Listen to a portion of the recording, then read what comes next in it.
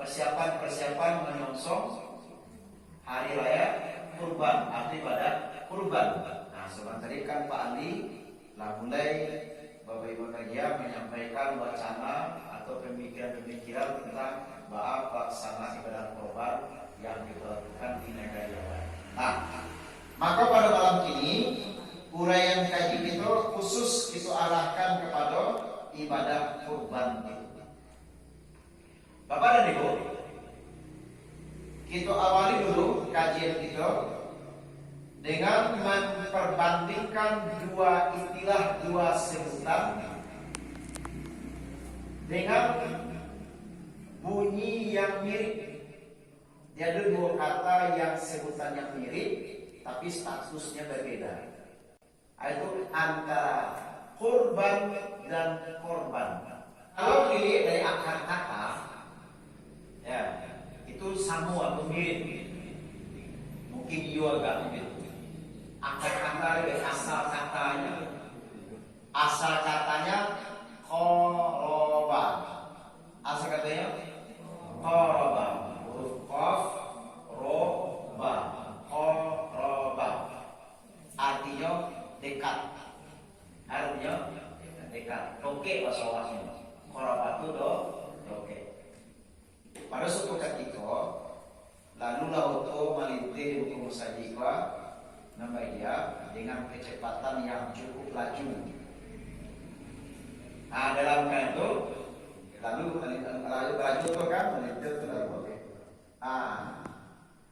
Tahu-tahu menyumbarakan kambing sikur. Lama masih ikut. Yoto sedang melaju, kambing melintir. Dek dake nyoto aja kambing, maka dilantaklah kambing itu. Maka kambing jadi korban. Balik kapan dia dake? Coba kalau kambing melempar, foto lagi kancam lalu kambing melempar.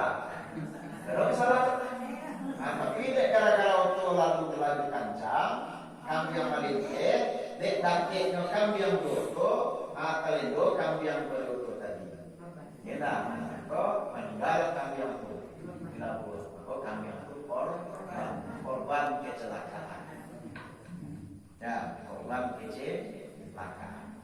Jadi korban itu ialah pihak ya yang menderita, pihak yang menanggung penderitaan akibat sebuah bencana. Itu namanya korban. Lalu kalau kurban enggak? Kalau kurban itu bagaimana? Jawabannya ada dalam surah Al-Maidah ayat 27. Ayat A'udzu billahi minasyaitonir rajim. Watslu 'alaihim naba abnai Adam bil haqq. Watslu, ceritakanlah, bacakanlah. Di utslu itu bisa dikatakan ceritakan atau bacakan atau sampaikan atau sebutkan. Nah, watslu dan bacakanlah berarti perintahnya kasih apa? Nabi Muhammad. Ya, alaihim kepada mereka. Kalau kita bersama ceritakan ayat naba'a itu kabar atau kisah atau berita. Disampaikanlah wahai Muhammad kepada mereka berita ibnai Adam, dua orang anak Adam. Bil haq, dengan benar, dengan sebenar-benarnya. Jangan cerita yang dibumbui atau cerita yang dibumbui. Sampaikan cerita yang benar. Lalu bahas kisah benarnya, maka Allah buka kisah benar. Il qarraba. Ini kata qarraba tadi kan? Qarraba asal kata qarraba. Qarraba itu dekat. Kalau qarraba berarti rohnya pakai tasdid. Qarraba. Maka itu memanakan kegiatan itu berserikat. Berserikat itu sama seorang itu. Qarraba. mereka saling mendekatkan diri. Mereka saling mendekatkan diri. Nah, kalau mendekatkan diri di dalam Al-Quran, perintah mendekatkan diri itu kasihan kepada Allah. Jadi diperintah mendekatkan diri mereka itu kepada Allah. Hanya dari dua orang anak Adam, qarraba, mereka telah mendekatkan diri kepada Tuhan mereka, qurbanan. Nah, bentuk pendekatan diri itu adalah dengan menyerahkan sesuatu yang diserahkan dalam rangka mendekatkan diri kepada Allah, namanya qurbanan. Nah, qurbanan. Lalu pembagian dari kata-kata qurbanan itulah berasal kalimat kurban. Jadi dalam ayat itu ada itu makna apa itu kurban? Kurban adalah sesuatu yang diserahkan dalam rangka menunjukkan sebuah ibadah untuk mendekatkan diri kepada Allah. Jadi kurban itu kalau kurban sesuatu yang menderita akibat dekat dengan sebuah bencana, itu kurban. Kalau kurban sesuatu yang diberikan, sesuatu yang diserahkan dalam rangka mendekatkan diri kepada Allah. Nah, itu di Bapak Ibu tak bayang kisahnya. Kisah dua orang anak Adam itu kan itu lebih dikenal dengan Habil dan Qabil. Tapi sayang sekali dalam Al-Quran tidak ditemukan nama Habil dan Qabil itu. Ya. Allah yang mengatakan ibnai. Ibnai itu dua orang anak. Kalau satu kan ibnun. Ya tak? Kalau dua orang ibnai. Ibnai Adama, dua orang anak Adam. Maksudnya diceritakan ya Allah. Allah tidak ceritakan Qabil dan Habil dan Qabil. Atau Qabil dan tidak ceritakan Qabil dan Habil. Di mana tahu nama Habil dan Qabil itu berkat perantaraan kisah yang mirip yang diceritakan di kitab suci yang lain, yaitu kitab Injil dan Taurat. Jadi di Injil Taurat itu ada nama Habil dan Qabil. Disitulah ada cerita yang mirip. Kenapa mirip? Menunjukkan bahasa akar atau asal muasal kitab suci itu dari Allah. Walaupun ada pemalsuan, ada juga tersisa bahagian-bahagian yang asli atau yang mirip dengan aslinya. Tandanya apa? Tandanya kalau ada kisah dalam Injil dan Taurat nampak itu nalar palsu, ada mirip dengan Al-Quran, pertanda itu ceritanya benar. Ya benar. Tapi ada yang tidak benarnya. Misalnya bagian yang bulan batang kita kaji tentang istilah Israel atau Israel. Kalau dalam Al-Quran disebut Israel karena Yakub itu adalah hamba Allah yang soleh, maka bernama Israel. Tapi kalau di kitab Perjanjian Lama, kitab Taurat yang dipakai di orang Yahudi, Israel itu bukan itu asal katanya. Israel itu adalah sebutan bagi seseorang yang pernah bergulat dengan Tuhan. Ini bergulat ibu.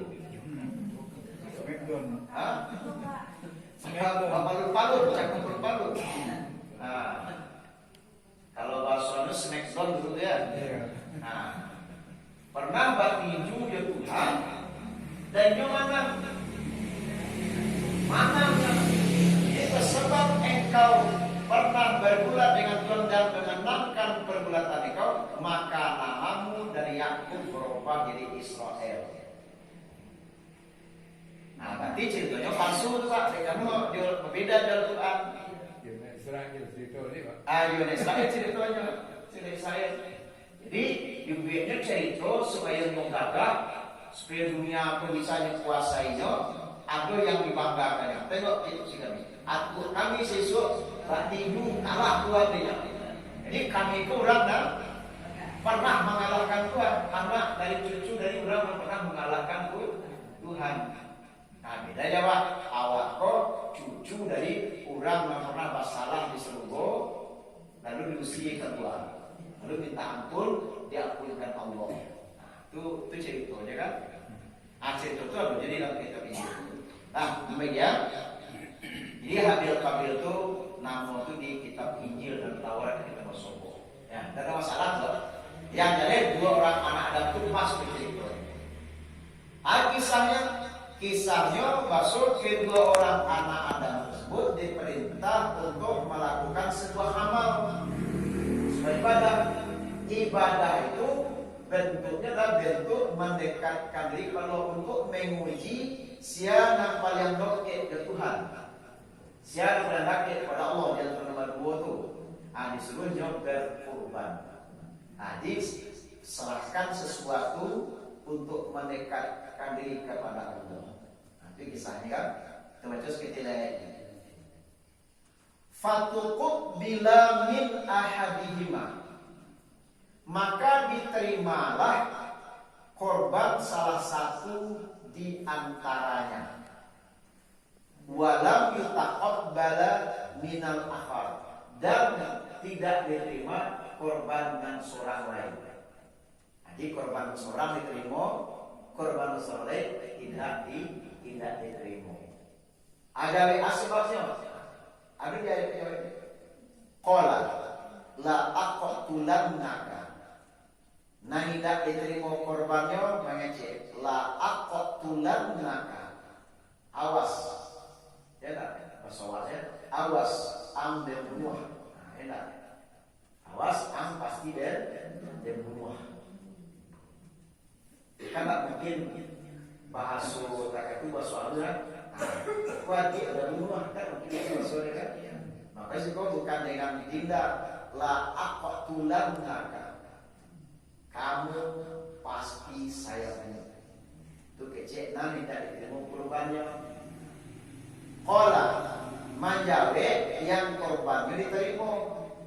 Adanya innama bahwasanya yataqabbalullahu minal muttaqin, bahwasanya Allah hanya menerima kurban dari orang yang bertakwa. Allah hanya menerima korban daripada orang yang bertakwa. Walakin yanaluhu taqwa minkum, akan tetapi yang akan sampai ke Allah ialah ketakwaan dari kamu yang berkorban. Ayat itu tadi hanya korban orang bertakwa yang diterima. Kalau sudah aja mengatakan Allah hanya menerima ketakwaan orang yang berkorban. Jadi kurban itu hanya sebagai alat ukur. Korban itu hanya sebagai anaknya putih kafe dan pilihan. Putih kafe pilihan tandonya iyo gitu. Mentaati perintah satu ibadah mendekatkan diri kepada Allah dengan menyerahkan sesuatu. Nah sesuatu itu sebenarnya tak berharga, sesuatu itu tidak berharga di hadapan Allah. Yang berharga adalah ketakwaan daripada orang yang berkorban tadi. Ketakwaan orang yang berkorban tadi. Lagi tujuh dibawa ke rumah seorang. Di rumah itu dipangan. Itu masalahnya. Dipangan itu tergantung takwa seorang-seorang. Kok digulai ya sadonya, dirandangi sadonya, ya tak dimakannya sadonya, ya keluarganya sesama ya berarti lain loh. Korban namanya. Itu korban namanya. Itu korban, coba korban.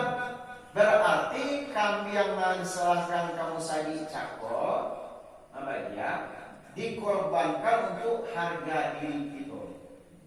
Agar kita namun kita tersabui disoraan di panitia, tersabui Islam korban, maka dikorbankan seekor kambing demi nama baik.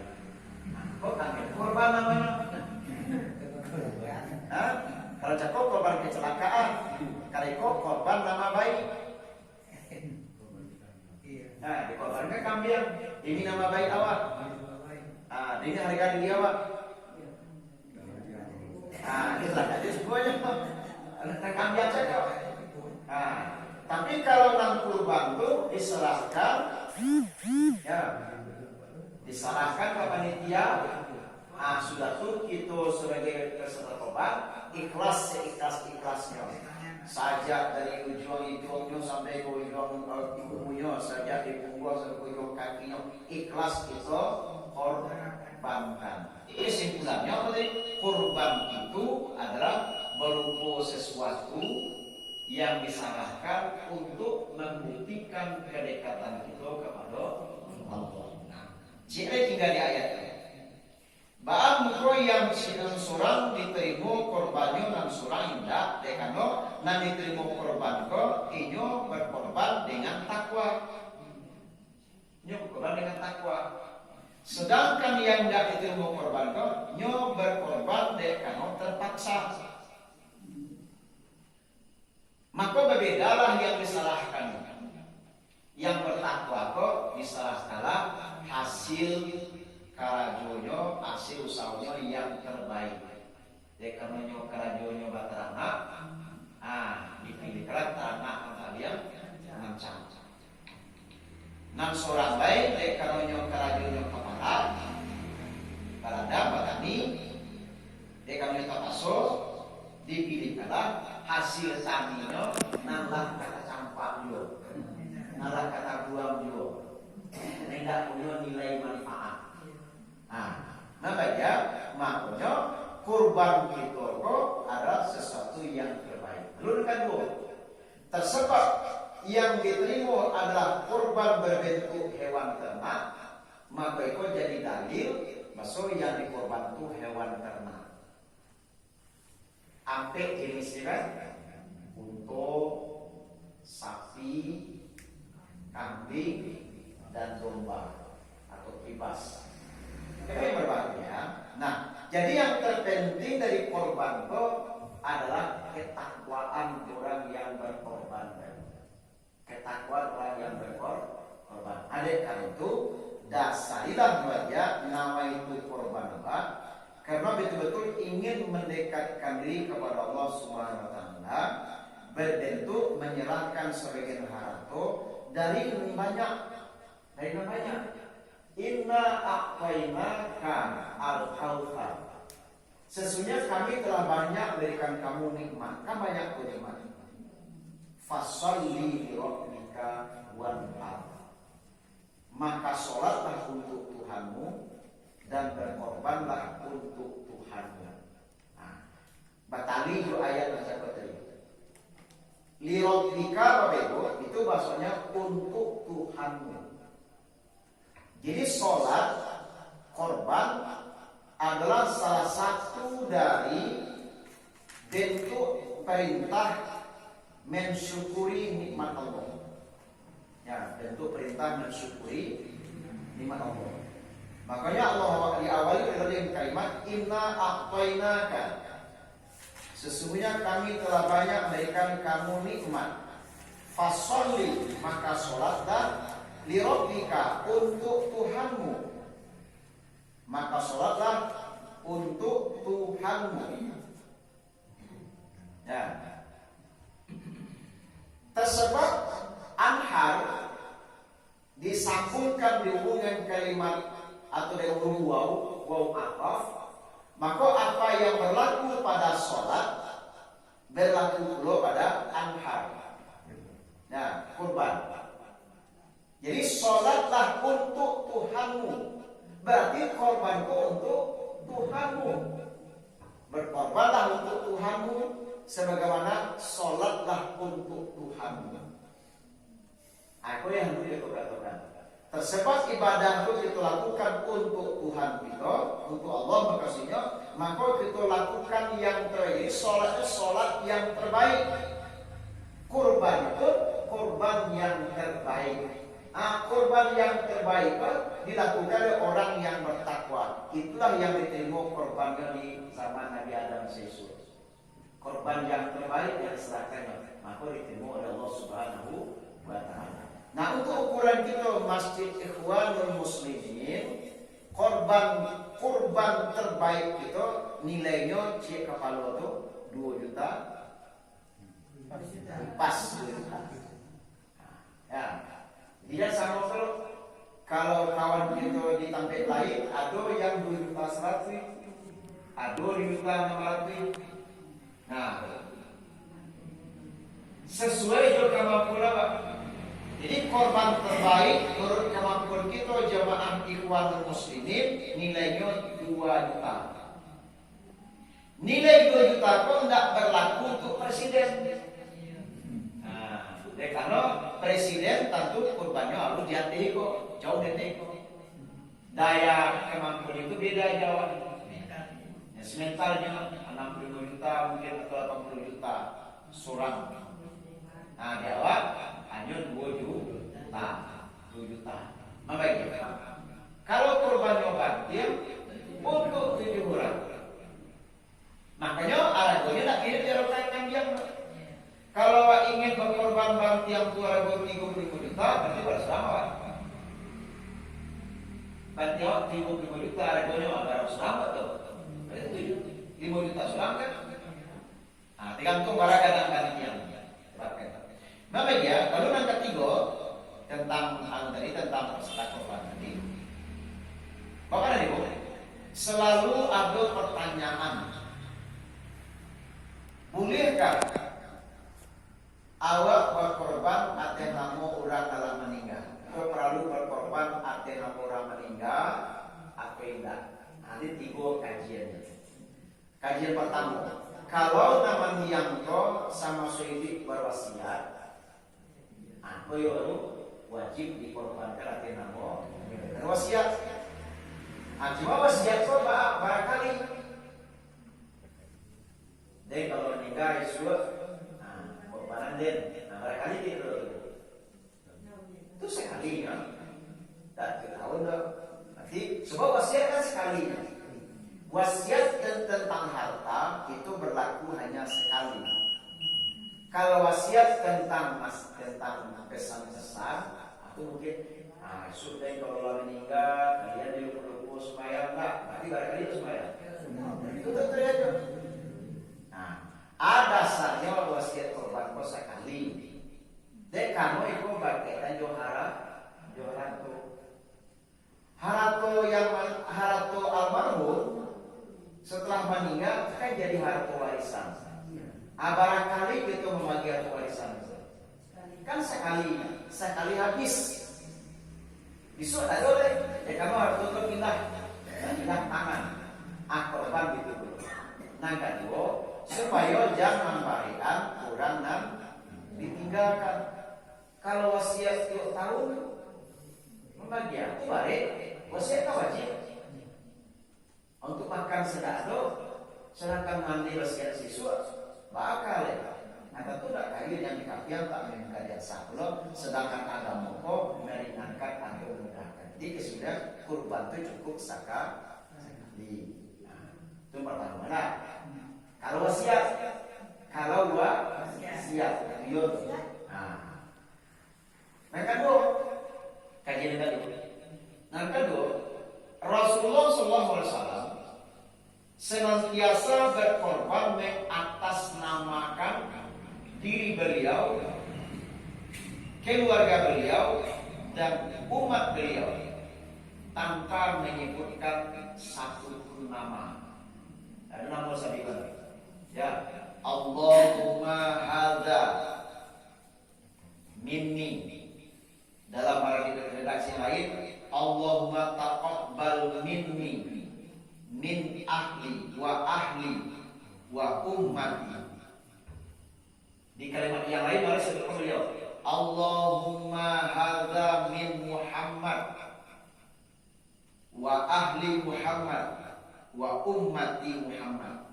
Ini Nabi berkorban itu ate tiga namo. Ate namo beliau pribadi, ate namo keluarga beliau, ate namo umat beliau. Tidak menyebutkan satu nama pun. Satu sembelihan. Hah? Satu Satu sembelihan. 3 atas namanya. Untuk beliau, untuk keluarga beliau, untuk umat beliau. Nah, untuk beliau kan jadi itu kan? Nah, untuk keluarga beliau. Sia-sia saja keluarga Nabi Muhammad. Ada nan ibu, ada nan mati, dalam meninggal. Contoh nama lelaki, kamu jawab meninggal tuh Siti Khadijah. Itu lelaki. Dan paling banyak berkorban. Nah, dia korban. Paling banyak berkorban demi Islam. Khadijah. Paling banyak Khadijah berkorban, harta berkorban, jiwa malah untuk Islam. Patut banget Nabi Muhammad agar sekali berkorban atas nama Siti Khadijah. Patut banget. Soalnya Khadijah kok banyak dan kadang tapi tidak pernah. Nah, Nabi hanya menyebutkan sesuatu keluarga itu. Berarti tasawuf nama nikah, tasawuf Nabi naik. Umatku. Nah, umatku apa maknanya? Maknanya ialah bahasa Nabi Muhammad yang pertama ingin seluruh umat beliau mendapatkan pahala kurban. Seluruh umat beliau dapat pahala kurban. Sajak daripada ketika itu sampai dunia kiamat dapat pahala kurban. Nah, Nabi mengorbankan. Nah, kan kadang pahala. Cuma pahala kurban untuk awakku Bapak Ibu ya tidak berlaku bagi orang yang mampu. Begitu. Orang yang mampu ditaksis dengan hadis. Taksis itu bahasa sekolah ya. Dibatalkan oleh kasus yang bersifat khusus. Kalau tadi kan umat tiba-tiba umum. Nah, dalam kaidah usul fikih, hal yang bersifat umum bisa dibatalkan oleh hal yang bersifat khusus. Khusus bagi orang yang mampu, Nabi bersabda, "Man wajada sa'atan falam yudhi fala yaqrabanna musallana." Hadis disebut dari Abi Hurairah, riwayat Ahmad dan Ibnu Majah. Nabi mengatakan, "Mau wajada sa'atan." Siapa saja yang berkelapangan rezeki saat musim kurban, ya, berkelapangan rezeki, falam yudhi, sementara mereka tidak berkorban, tidak menyembelih kurban, tidak satu kurban, fala yaqrabanna musallana, maka jangan mendekat ke tempat sholat kami. Musola itu tempat sholat. Nah kami musallana tempat sholat. Jangan mendekat ke tempat sholat kami. Itu bagi orang yang mampu. Batal mental itu tidak. Tapi wajibnya atau ini dapat amanah untuk berkorban atas kemampuannya. Kalau tidak satu berkorban, Nabi mengatakan jangan mendekat ke tempat sholat kami. Nah, kalau ungkapan sesuatu lah dibunyikan, disebutkan dengan kata-kata kami, itu artinya Nabi telah memihak-mihakkan atau telah memilah-milah awal. Nah, kalau Nabi mengatakan tempat sholat kami, berarti orang yang mampu hendak berkorban tadi tidak masuk golongan kami. Nah, itu maknanya. Itu ilmu balaghahnya itu. Kalau bahasanya makna yang tersirat dibalik yang tersurat. Bahkan Nabi nak mengecekan umat beliau, tapi ketika beliau mengatakan musola kami Tuhan, jangan kalian keiko. Berarti laba kami, laba kalian. Kalau laba kalian berarti tidak satu berkorban, tidak dianggap golongan beliau, golongan kami. Sampai siko cukup dah dasar bagi kita bersama. Baso ternyata Nabi sangatlah marah, bumi kepada umatnya yang mampu tapi tidak satu berkorban. Andai kan itu Bapak dan Ibu, batas kemampuan kurban itu beda jo haji, beda jo zakat. Kalau zakat sampai semisal, kalau haji mampu, beda dengan sejumlah piti untuk pai, piti dan tinggal perjalanan aman. Tapi kalau kurban itu kemampuan itu ditentukan oleh kemauan atau daya juang. Kalau daya juangnya tinggi, kemauannya tinggi, maka kemampuan itu akan menyerap ke belakang. Bagi contoh kita, ilmu akal saya lihat. Kalau ada kita kaum laki-laki Pak, satu hari mampu menyediakan piti pembeli rokok 2 bungkus, mampu membeli rokok 2 bungkus sehari, walaupun ini pas-pasan, tapi rokok tak balik 2 bungkus sehari. Menurut kaedah kurban, orang kau termasuk mampu tak berkorban. Untuk rokok saya 2 bungkus sanggup, aku rekor korban yang hanya setengah bungkus rokok. Korban sangat rokok, sangat sehari. Jadi kalau orang dan merokok 2 bungkus rokok kau mau, namunnya anak sabungkus dihisopnya, nah sabungkus di tabungannya, makanya bisa berkorban dalam ketiga. Aku lagi kalau rokok ketiga bungkus.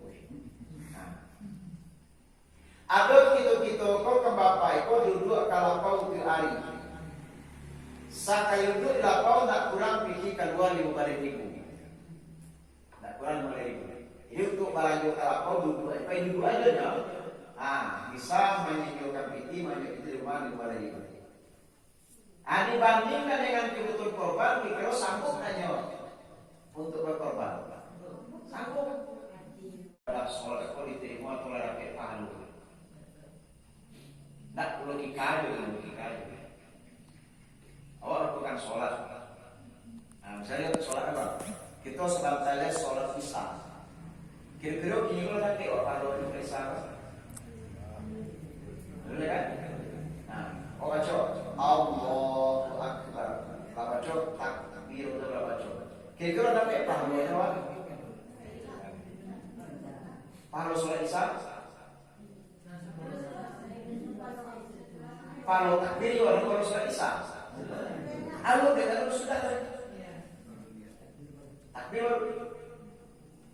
Tapi ibadah kurban alur tiap darahnya ke bumi lain pahalanya lah dari disalahkan. Enggak. Jadi kau menyembelih kurban tadi.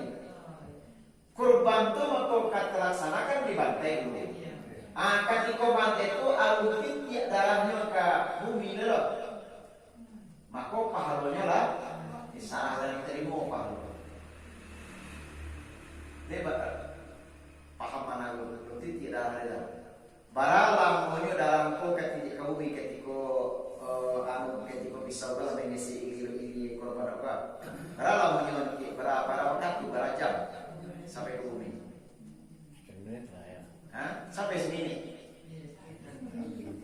Semini itu 1, 2, 3, hampir 60 kali itu baru dalam putih itu. Tidak. Seketika dituruko ini loh, darah dikiri. Alun sampai darah kabumi, pahala dan diterima. Itu tinggi nilai ibadah kurban. Tapi ketinggian pada korban itu yang diterima bukan darahnya, bukan bagian non takwanya. Takwa itu. Nah, makanya Bapak dan Ibu, kita panitia korban hendaknya melibatkan diri untuk membimbing jemaah korban atau sahibul korban untuk mendapatkan ketakwaan itu. Cocok diingatkan ikhlas, ya enggak? Sudah tuh dibimbing dengan syariat yang sesuai dengan sunnah. Banyak syariat itu tentang ibadah korban bagi sahibul korban. Misalnya Bapak Ibu, nah, kalau di korban tadi korban waktu hadir menyaksikan hewan korban tadi. Bapak ya, mungkin itu kajian kita dalam kesempatan ini untuk melampaui kajian-kajian yang memang akan berulang dibaca di mulut kita sampai kita menyembelih hewan kurban. Jadi kalau tentang itu kan dia dari sudut sisi nawaitunya, sudut orang yang berkorban itu adalah ketakwaannya itu yang diutamakan dibandingkan dengan jumlahnya atau dibandingkan dengan pembagian dagingnya. Kalau mengira gitu loh, contohnya itulah dunianya tuh. Tapi yang intinya ketakwaan itu yang berkorban tadi. Jadi pada kita berkorban dengan penuh keikhlasan, ditandai dengan tidak ada upe, uji,